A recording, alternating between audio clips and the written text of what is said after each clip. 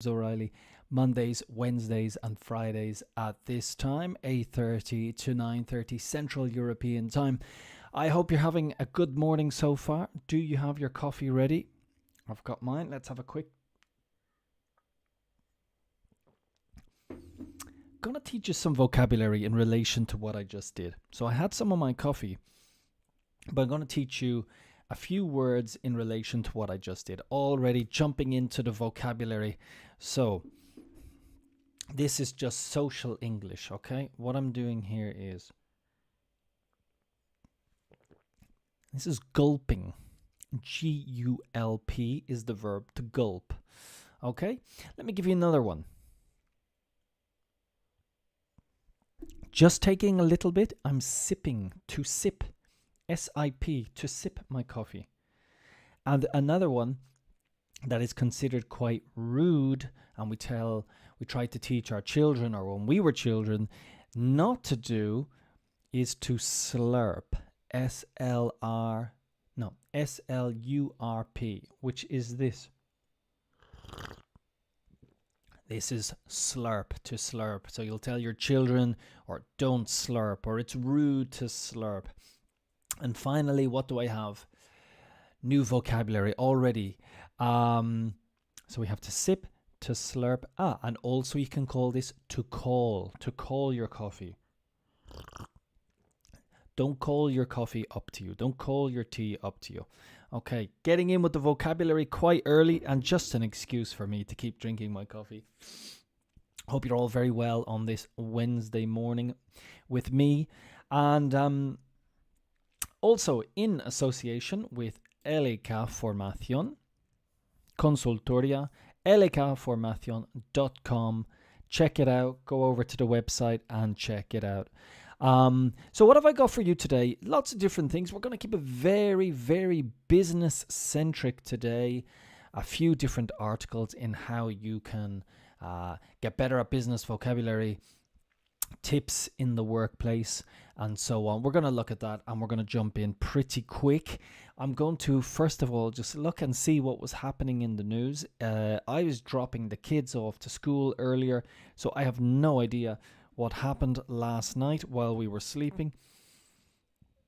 Excuse me. So I'm going to quickly jump over and have a look. But first I need to get rid of this so that we can look and jump over. Here we go. While we were sleeping. And the important thing, of course, make myself a bit smaller so you guys, of course, can see on the page. If you want to look on the page, I'll make myself a little bit smaller. We're going to be looking at phrasal verbs, vocabulary, pronunciation, everything in order to make your English all the better. Let's get this at the top, just show you what we're offering you. Here we go. In the news while we were sleeping, Trump, Trudeau, Grammy Awards, news of the night. So, in the United States, Donald Trump has declared his candidacy for 2024. The Republican who, as president, fomented an insurrection, which was the attack against the Capitol on January 6, 2021, made it known on Tuesday, 15th of November, that, from his Mar-a-Lago residence in Palm Beach, Florida, that he was going to run for president again. I think most people had an idea that he was going to run for president again. This was reported by the Washington Post. The former head of state, also a head of state could be your prime minister or your president, twice desecrated by impeachment proceedings, and who refused to admit defeat to Joe Biden in 2020, has rushed to declare his candidacy, hoping to get ahead of his rivals of the GOP. The GOP is the acronym for the Grand Old Party, which is the Republican Party of the United States. Let's see what happens. A lot of the people he backed, to back is support. A lot of people he backed in the midterm elections in the United States failed to win. Those were recent elections in the United States, and they failed to win. So it's not looking good for him, but it's very polarized in the United States at the moment. Polarized is just two opposite ends. A lot of people supporting Democrats, a lot of people supporting Republicans. Okay, Donald Trump, let's see what happens there. Not surprising for most people. At the G20, Justin Trudeau evokes an interference with Xi Jinping. The Canadian Prime Minister expressed serious concerns to the Chinese president about this on Tuesday on the sidelines of the summit being held in Bali, Indonesia.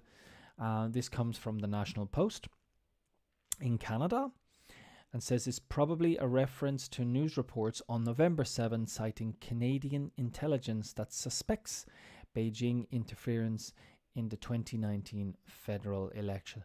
Yeah, a lot of people picking, to pick on is kind of like to bully, so mobbing in Spanish. So to pick on, P-I-C-K, next word on, O-N, to pick on. So you might be picked on in school for having glasses, you might be picked on in school for being overweight, to pick on. So I feel it seems that the West are picking on China when China is just doing what every country in the West does. But that is my subjective point of view. So it seems like the West are picking on China for being successful. But some of it, of course, may be, well, that's my opinion anyway. So that's Canada having problems with China for interfering in their elections. Beyonce tops Grammy nominations. Okay, these are music awards. The singer collected 9 nominations on Tuesday for the ceremony to be held on February 5th, 2023 in Los Angeles, including 3 in the flagship categories: Album of the Year for Renaissance, Song of the Year, and Best Recording for Break My Soul, ahead of Kendrick Lamar, 8 nominations, Adele and Brandy Carlisle, 7 nominations each. Queen Bee, also AKA, so also known as the acronym AKA, also known as, so Beyonce, AKA Queen Bee, thus becomes the most nominated artist of all time, of course equaling the record of her husband Jay-Z, writes Billboard magazine, each of them having obtained 88 nominations during their career. So very popular music artists. They are what we call a power couple, because he is famous and she is famous and they're very powerful in the music industry. We call these a power couple. What did I want to mention that I saw? Yes, flagship. Flagship is kind of, in a business term, means the most important. So flagship categories would be Album of the Year or Artist of the Year. So when you have often your company, and your company here, for example, in Spain is very popular, what you ideally want to do is have a flagship store in an important place that is seen as very important in Madrid, let's say, here in Spain. So depending where you live. So you have on Gran Via stores from different companies that in fact perhaps make a loss. They don't make a profit, they don't make money, they make a loss. But it's the flagship store, and it's showing that your company, and I mean, you probably obviously perhaps know this, but I'm just explaining anyway. The flagship store is there as more like marketing. Times Square, for example, if you have a store on Times Square in New York, it's going to lose money because the rent is higher than the profit. That's a flagship store. That's what's happening in the news while we were sleeping. Lots more, obviously. But what I'm going to do is I'm going to jump across, and we want to see what happened at the close of business the other day. And we're going to look at some LinkedIn news. Weather. All right then. As I said, me, James O Reilly, Monday, Wednesday, Friday, coffee time.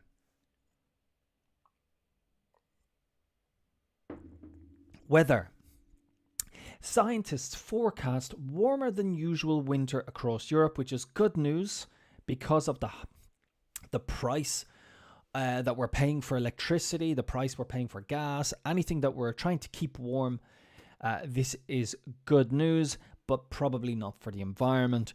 Europe has a 60% probability of experiencing a significantly warmer than average winter.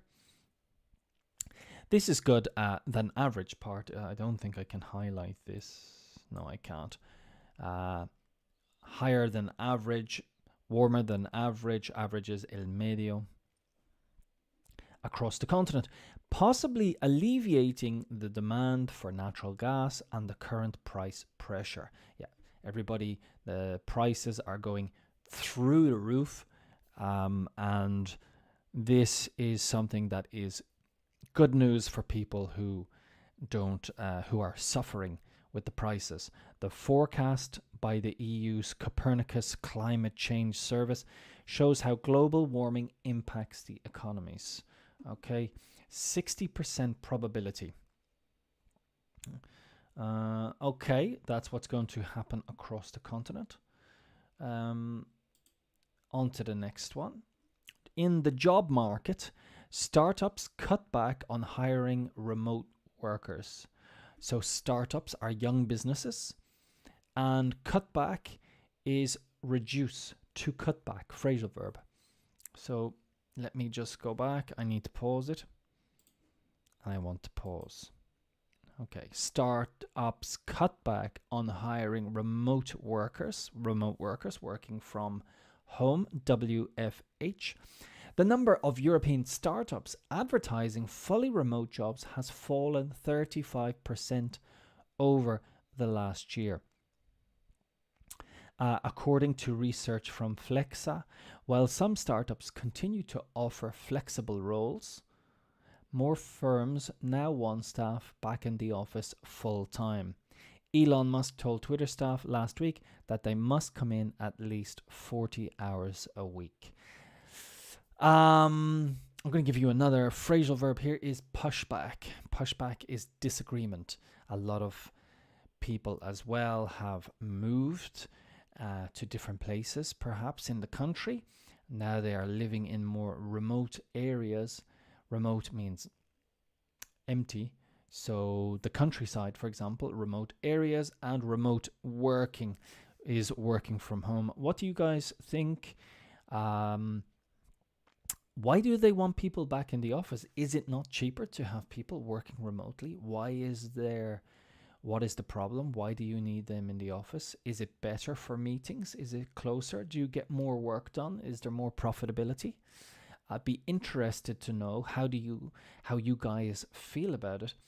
But this is remote jobs. Advertising fully remote jobs has fallen 35% over the last year. It's quite a jump. It will be interesting to see how this remote working, hybrid working, a lot of people I work with, a lot of my students have hybrid working hours, remote and working in the office. That's an interesting number. Work skills. How to nail a presentation without ever running out of time. Very interesting for a lot of people who do presentations. Is the time, managing your time. Practice your presentation in front of a friend, a mirror, or even the cat, and take the average time over at least 3 tries. So try it at least 3 times. Add a few minutes wiggle room. This is to wiggle. Okay?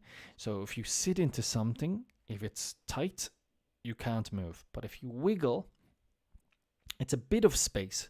So we're using this, a bit of wiggle room, couple of minutes at the start, couple of minutes at the end to give you time, as it will take longer in person. It will take longer when you're doing your presentation.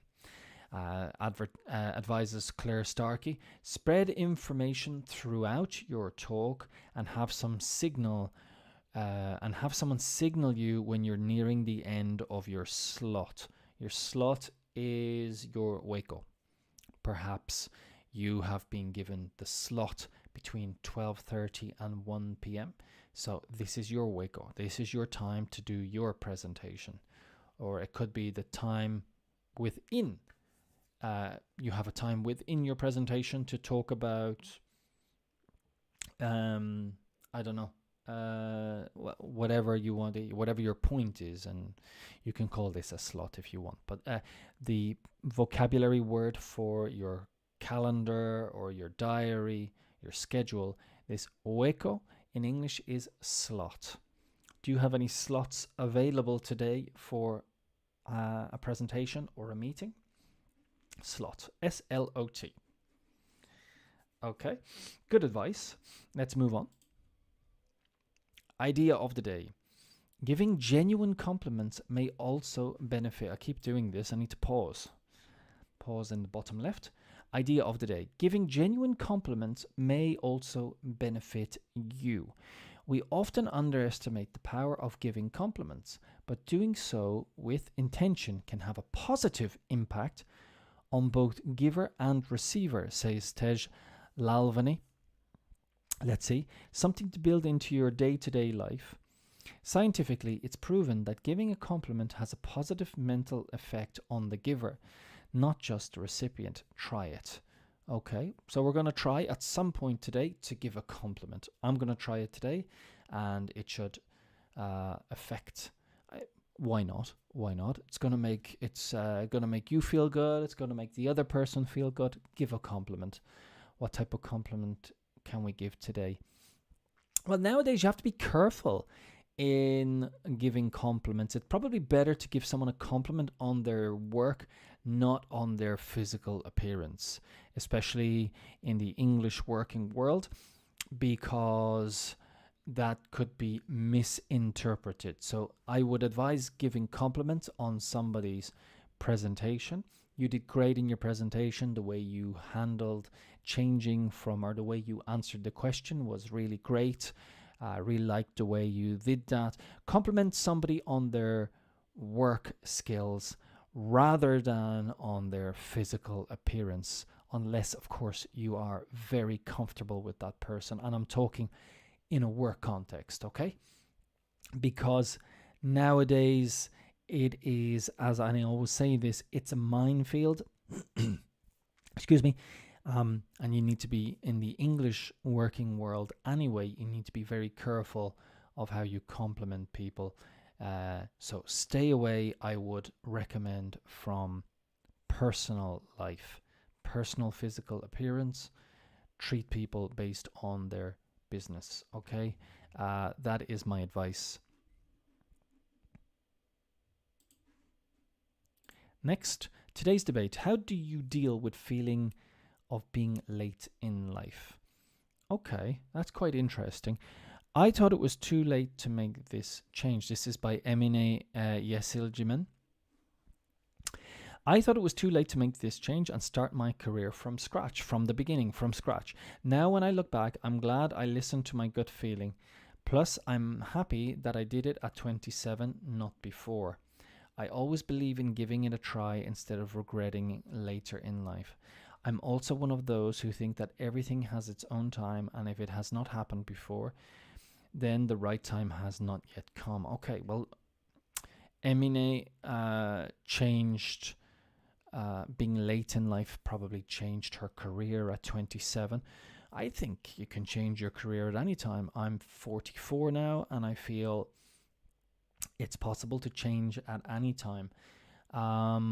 And I think it's definitely something people can feel, I'm too late. But nowadays, when I was younger, it was seen as bad to change careers. Now it's seen as a positive. So I think we should look at the positive side and see how your career experience can add value to your next role in life. So if you have worked in the legal area and then you moved into language training or whatever it may be, it's all going to help. So I think if you're older in life, starting something new can be exciting, and you should embrace it, not feel that you're late in life.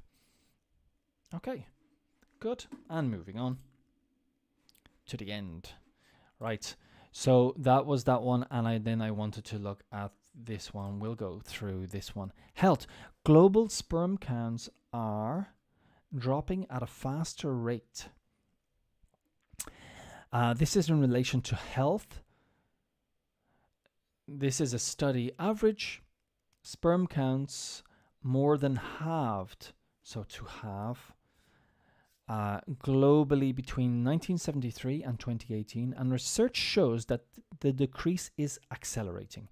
The annual decline in sperm counts averaged 1% from 1972 to 2000, but 2.6% over the past 22 years.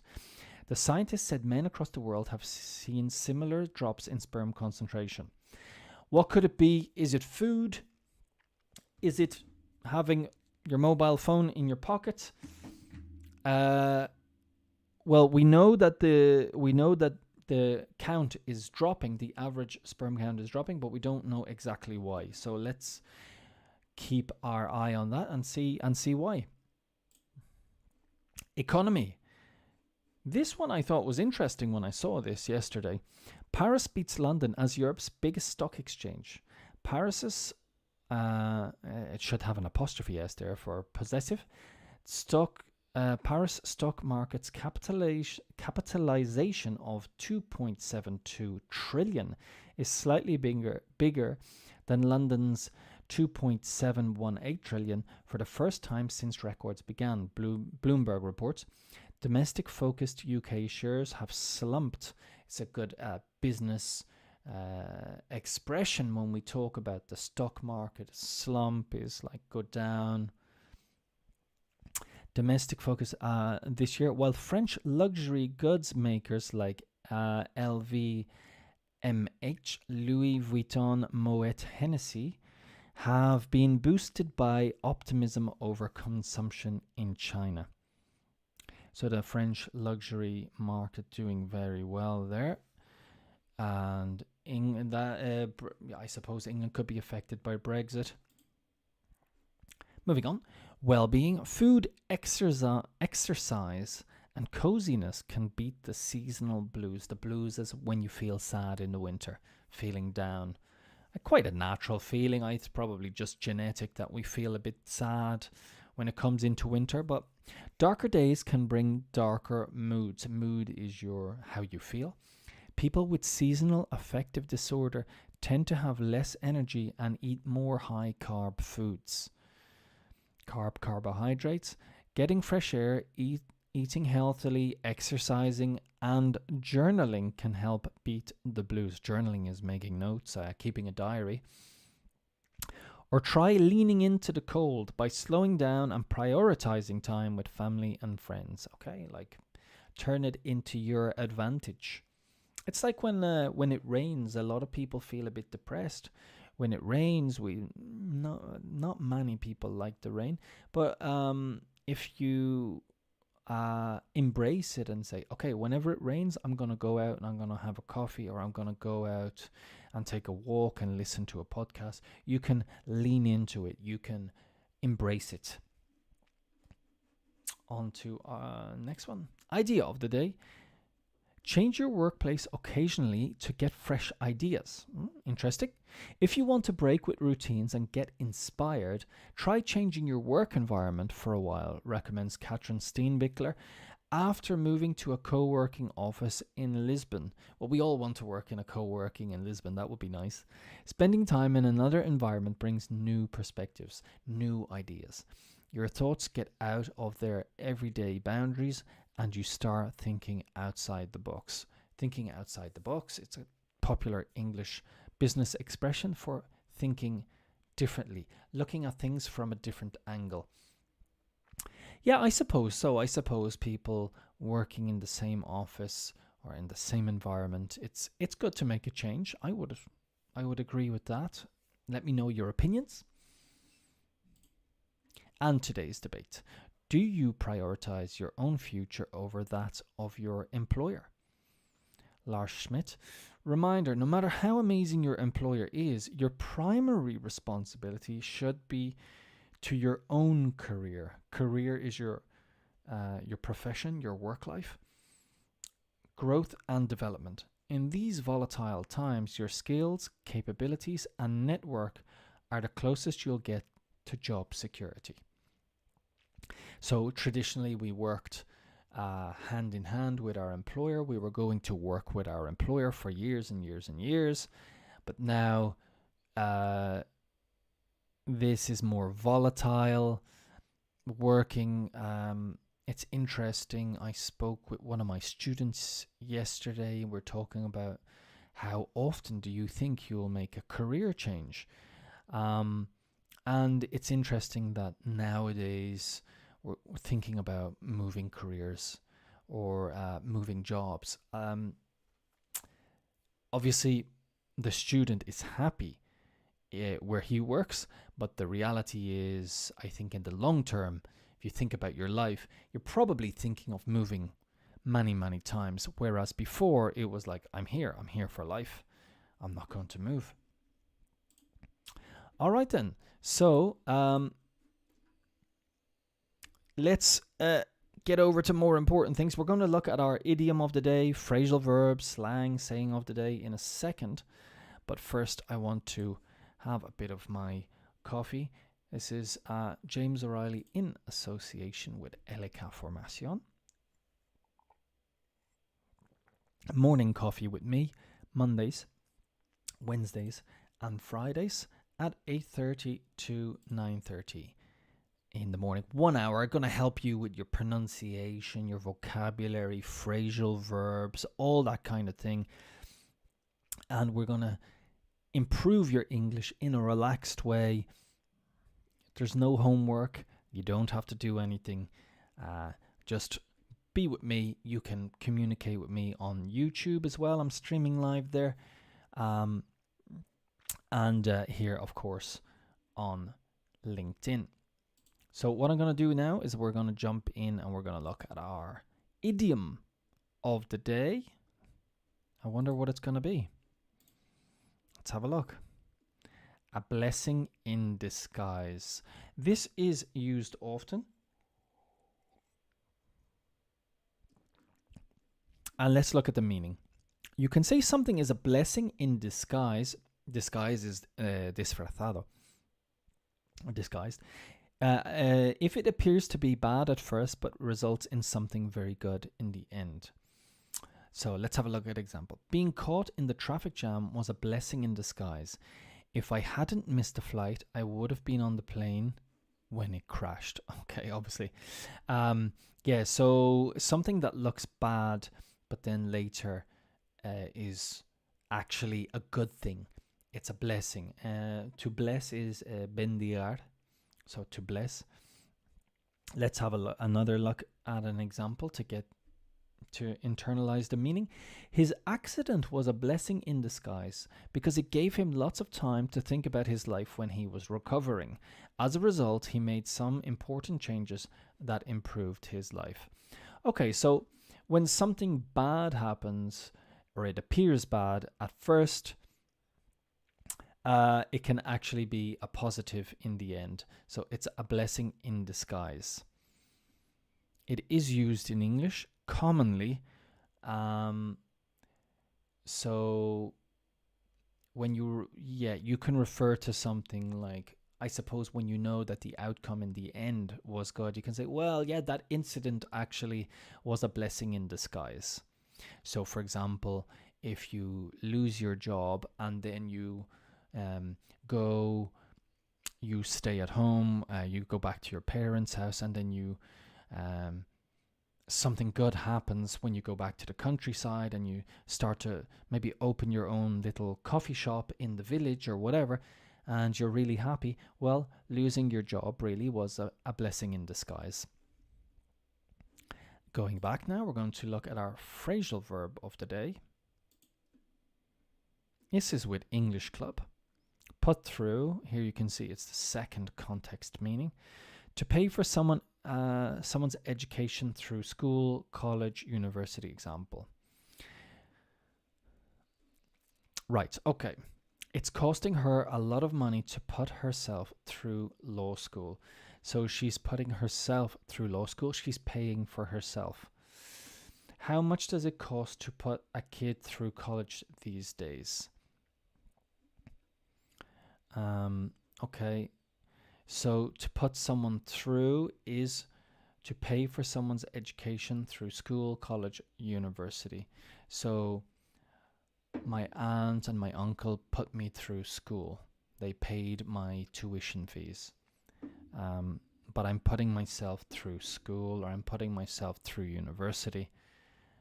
That is used commonly, yeah, to put someone through. And in this context, it means to pay. So pay for yourself or to pay for someone else. Slang of the day.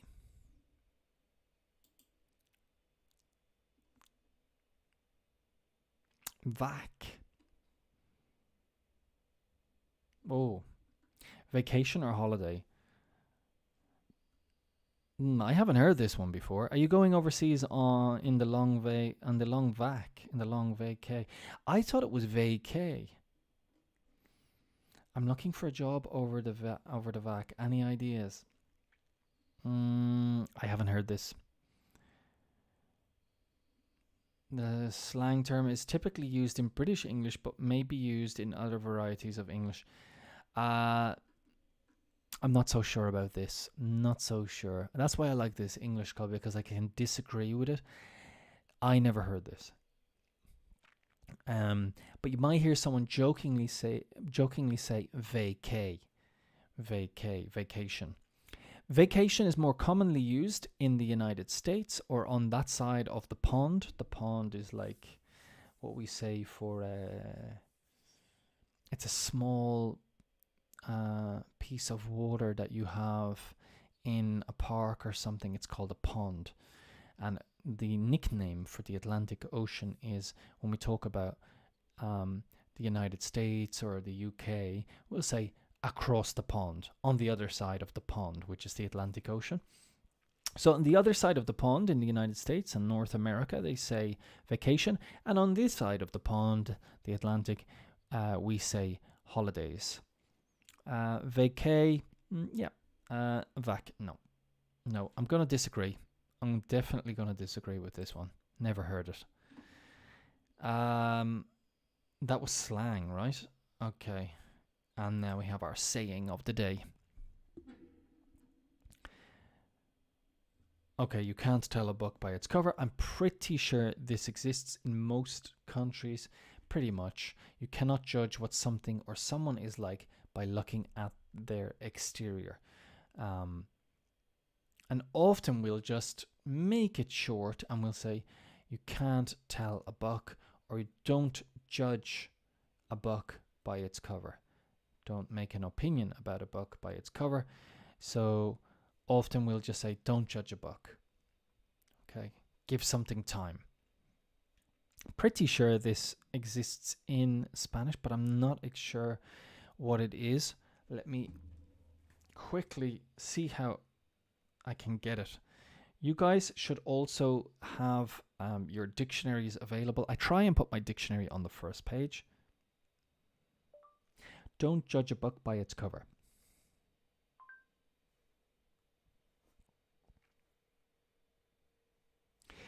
No hay que guiarse por las apariencias. Apariencias. No hay que guiarse por las apariencias. Don't judge a book by its cover. Okay. Do recommend. I hope Word Reference are going to give me some money for plugging their application, free application, Word Reference. It's quite useful. Nowadays, always recommend putting your dictionary just on the first page beside your WhatsApp. Try and learn one thing a day in English if you can, just one thing. With me here on Mondays, Wednesdays and Fridays, you're going to learn plenty of different things. Plenty. I'm always telling you vocabulary, pronunciation, that kind of thing. I enjoy doing it. I hope you can learn from it. And all I ask is that you share my channel with your friends and just let them know that I'm here to offer help to to them at no cost. Okay, it's all free. Good things in the world. Right. One thing I wanted to talk about was something that came up the other day, and I meant to talk about it. Let me get this image up here. 1 second. Right. So one thing I wanted to talk about was something I was mentioning the other day, and I forgot to continue with it, is when you're working remotely, is the subtle non-verbal communication when you're working. So what do you notice about, and I've discussed this with some of my students, what do you notice about people when you're working remotely and you're online? So what I heard was, and I don't have the source, was that 92% of managers feel that if you have your camera off in meetings, that you are not somebody who is likely to stay at that company long term. Of course, this depends on how you feel with your colleagues and so on. But are you one of those people that turns their cameras off in a meeting? Why do you do it? Is it because you're not presenting yourself well? Is it because it's what everyone else does? As a manager, how do you feel? Do you prefer to have your employees or your team visible on the camera? Would this be different if I were not visible, if I turned off the camera? So I've turned off the camera now and I'm chatting. Does it make a difference? Do you prefer to see me? What difference does it make? As I said, 92% of managers feel that not being on camera means it's a bit negative for them. Another thing is non-verbal communication was, I can't remember now. Let me see. Boost the brain. Another thing was having the camera and looking down into the camera was seen as a bit kind of negative. So now I'm level with the camera, but being above the camera and looking down wasn't seen very well. It's quite interesting now we're working from home, these non-verbal communication. Another thing was if I'm looking over here during a meeting and I'm looking over here, that can mean I'm not. Someone took it as a clue that I wasn't really engaged in the meeting. I wasn't engaged. But then, of course, many different people have two screens. So I'm looking at the camera now, or I'm in a meeting, and if I'm looking like this, I'm actually looking at myself on the screen now. But perhaps I have my camera here, and then I can see everybody on the screen over here. So I'm looking like this. So it looks like I'm not engaged in the meeting, but in fact, I am looking at the people on my monitor. Monitor is the other screen. Let me know what you think. That was another one. And having spoken to my students, and even sometimes it looks like my students are disengaged. In fact, they're looking at me on a different screen, I realized. Another one was looking at the screen, or perhaps looking down and then smiling, and then seeing someone else smile means that there's some chat going on in the background. I'm communicating with someone else during a meeting. The manager can see that two people are smiling at the same time, perhaps writing messages to each other. Another one is hearing the keyboard, which looks like that person is not involved. But sometimes my students have told me they're taking notes, for example, during a meeting or during my class. Personally, the important thing during my classes is the students are able to multitask if they want. It's great if they're completely engaged, but it's absolutely fine if they need to multitask, take a telephone call. This is the 21st century, everybody's multitasking. But perhaps in a meeting with a manager, You might want to say, I'm just going to take notes on my keyboard. I'm looking there, because somebody can get the wrong idea. A client could get the wrong idea. It's something you're used to working on two screens. They might think that you're disengaged. Perhaps letting people know. Let me know what you think of when people are doing these online conference calls. Are there small character changes, subtle cues, ideas? Let me know what you think. Okay, I'm going to look for something else that I had here, and I was going to look at a CV summary, and the other one was, okay, this was yes, this was in relation to what I'm talking about now, and these were tips for when we're doing a video interview. Okay, so I'm going to make myself smaller, and we'll quickly go through, and hopefully they can help you today, perhaps. This is on LinkedIn, and I'm going to jump across. So, in a survey of hiring managers, recruiters and human resources professionals, Top Resume found that the following are the top 5 virtual interview mistakes to avoid. Okay, so we want to avoid these mistakes when we're doing a virtual interview. Let's make it bigger. Right, okay, so I'm reading now and I'm looking at the screen. But when you're in an interview, you want to be looking into your camera. It might seem quite obvious. It's something that even myself, when I'm talking with my students, I want to look at the screen, but I need to look into the camera. Avoiding eye contact or staring into space. Staring into space is doing this. That's staring into space. So you want to, when you're perhaps looking at them, it's a good idea. You can look at the screen when they're talking to you, and then when you talk back, look into your camera. It takes practice.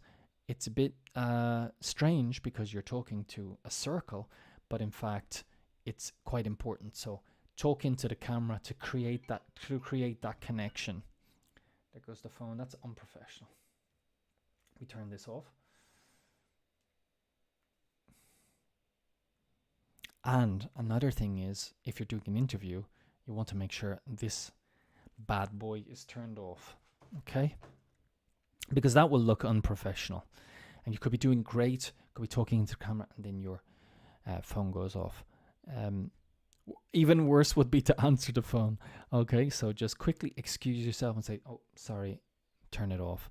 Okay, sitting in a messy room. If your room is disorganized, that is something that human resources managers don't like. Your room,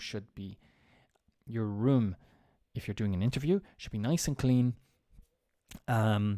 Leaving inappropriate tabs or apps open when screen sharing, right? So if you're sharing your screen to show something, perhaps you want to make sure that you have nothing open that is from your personal life, like maybe a YouTube video that you were looking at, or that is or something your friend sent you, or something.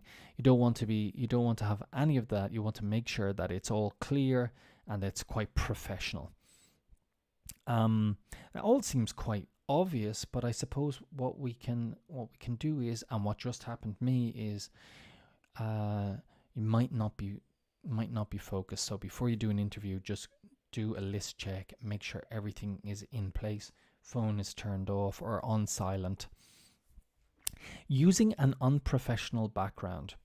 Okay, it's fine with your colleagues to have a background that's pretty fun, or Star Wars or something like that.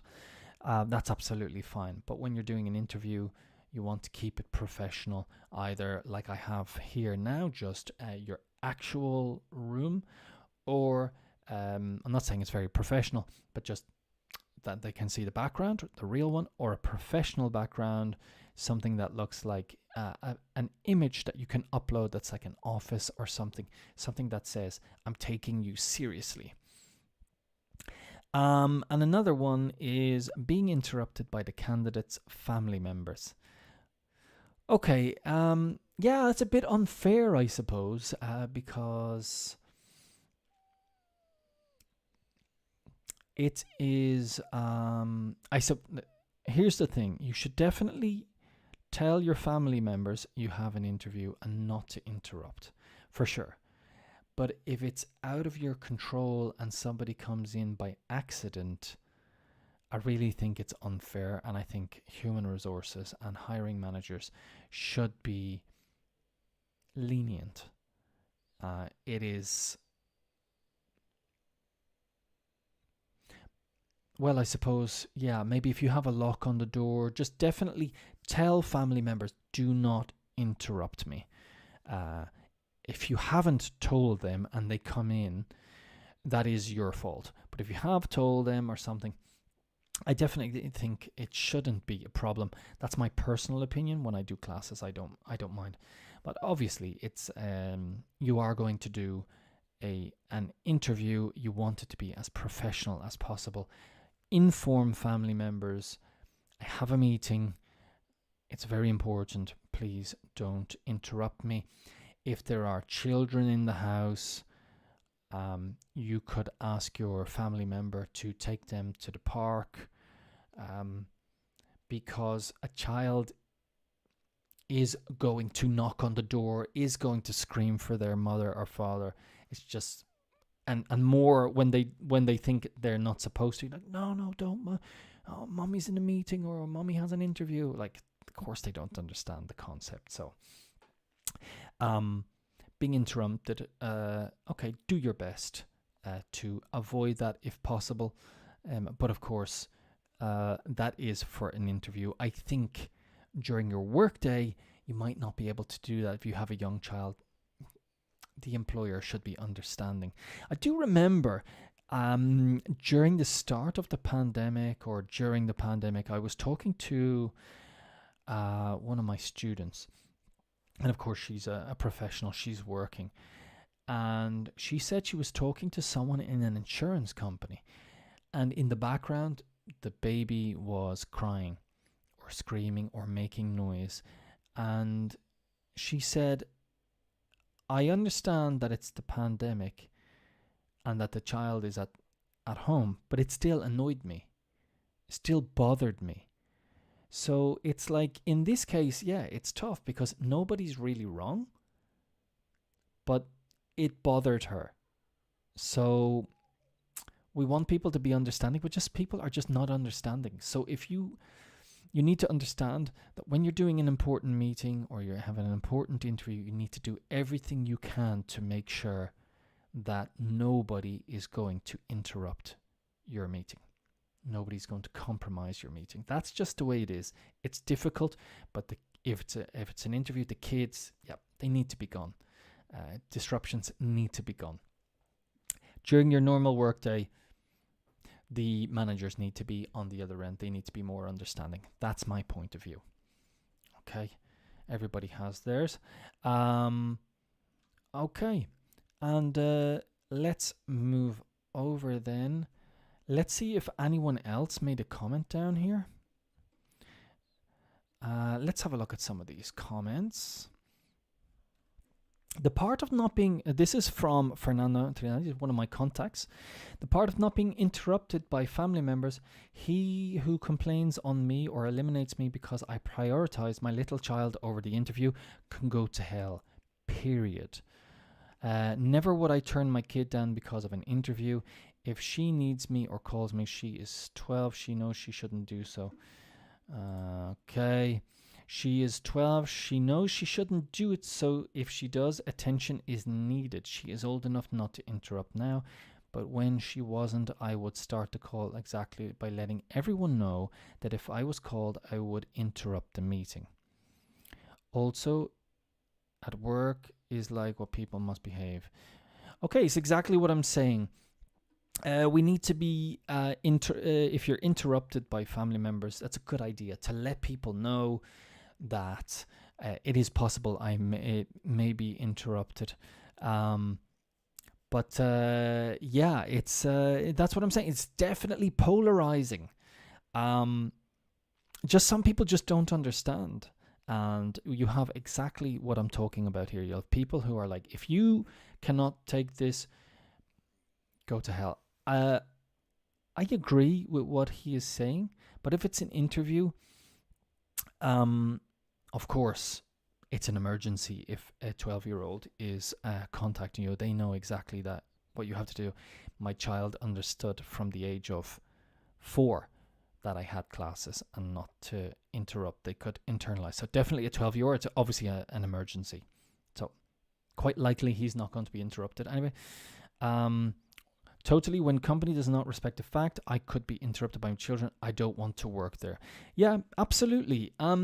It's just, it is it's a totally difficult situation. I completely agree with these people, but at the same time, it could ruin your interview because you just have a difficult person on the interview panel.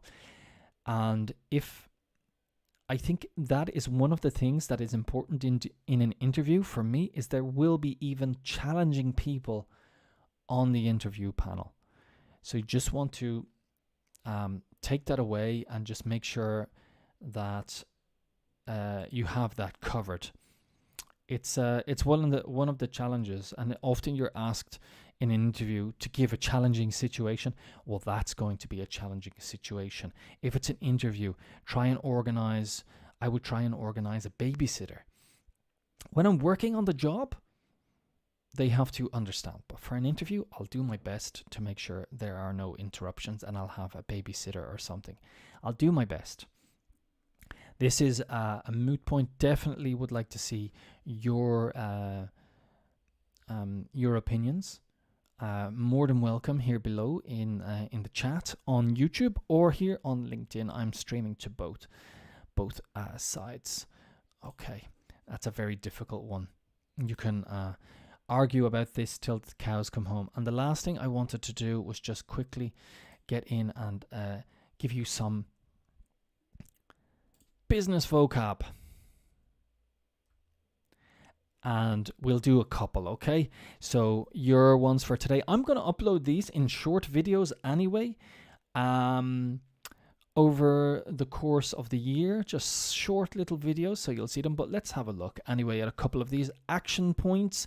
You might hear this at the end of a business meeting. Action points are simply things that need to be done by someone, maybe you.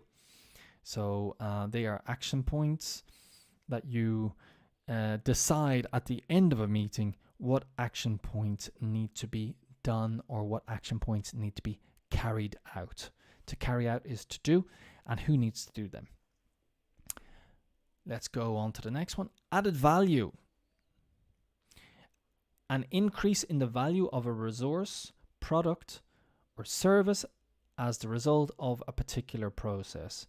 In marketing, added value is something which makes a product more appealing to your customers.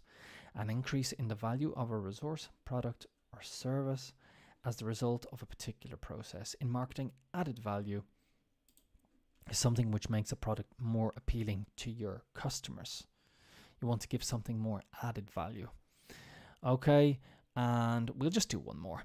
Advertise. To describe or draw attention to something for promotion. Let's advertise our event. I think we all know what advertise is, and commonly referred to as ads. Ads on the TV drive me crazy. Pop-up ads drive me crazy on the internet. That's all I'm going to do for today. Very happy that we came across that bit. Definitely the part about interviews and so on. This is definitely an interesting topic. I feel bad about it, to be honest, because it's, it's very tricky situation. Very, very tricky. I'd like to know your opinions, and you can see people's opinions on LinkedIn. Have a great day, and I will be back at the end of the week this Friday, not next Friday, this Friday, because it's this week. And I'll be back to talk to you about much more, in order to help you with expressions, vocabulary in association with LA Formation. Tailor-made solutions for your business. I'll see you on Friday morning. Have a great day.